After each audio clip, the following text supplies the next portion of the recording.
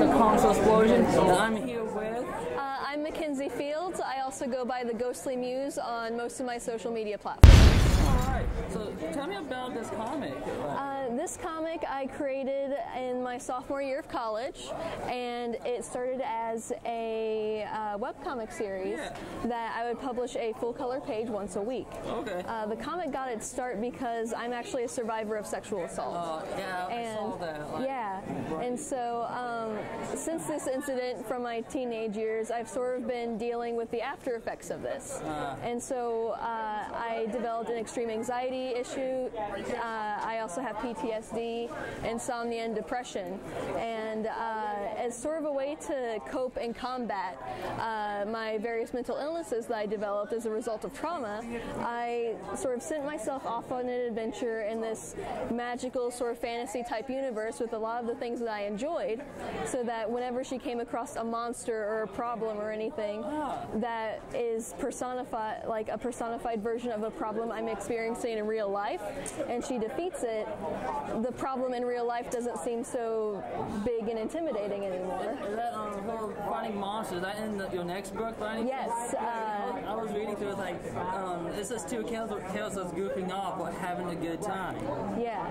Like this one's amusing. What's it called? A dragon? A snapdragon? Yeah, my snapdragon. That comes to life or runs away.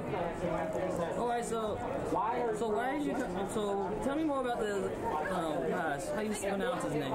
That's Gale. Gale. Yes, Okay. he is actually based on the mummy from the Cincinnati Art Museum. During my time making this comic and sort of during my very early coping periods after what had happened to me, I spent a lot of time near his exhibit.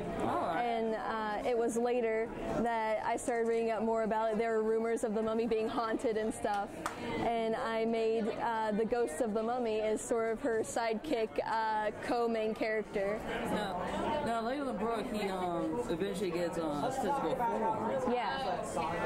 Is there a reason behind it? Is it because they're now in? I guess you explained that they're in their own fantasy world. Yeah. That's going to be explored in flashbacks later, likely in the second and third book. The second book, which I'm currently working on, the first 10 pages are on friendquestcomic.com. Friendquestcomic.com? Yeah.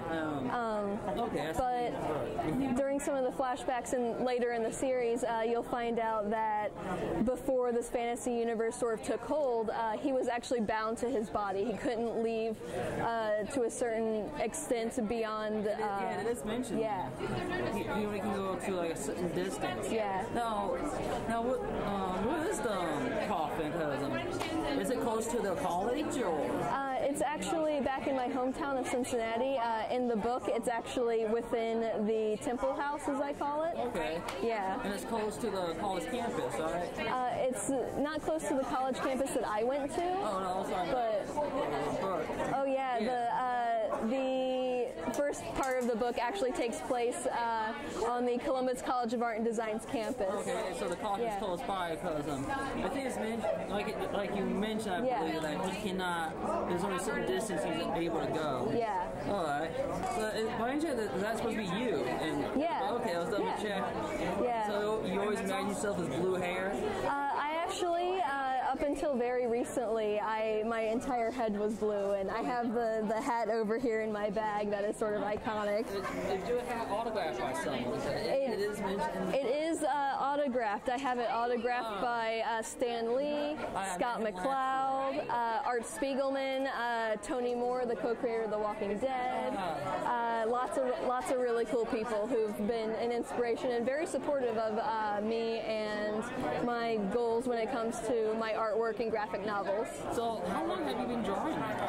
I've been drawing for years. It was one of my favorite things to do when I was growing up, and it was only in high school that I started thinking that, I'm trying to think of where I want to go to college, what I want to do with my life, and art is that thing that I connected with most of all, and so I knew it was going to be hard because, it is a skill that a lot of times these days is underappreciated. Yeah.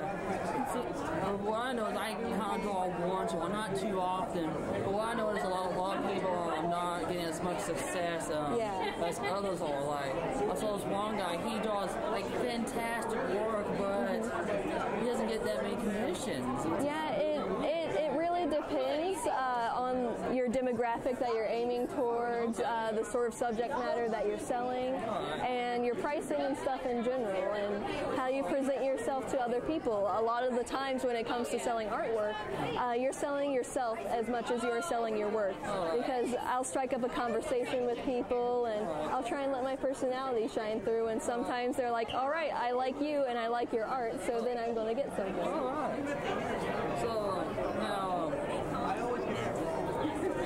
So how long do you think this comic series is going to go for now? It's going to go on for as long as I feel like I need it, and so it is one of my coping mechanisms, so I go back to it very regularly. All right, so are there any other comic stories you're on doing? I'm planning to keep the FriendQuest universe, or Spectera, as its own sort of, almost like the Marvel universe has its own world. So I'm going to have multiple spin-offs and different characters who have their own stories in different parts of these worlds. All right.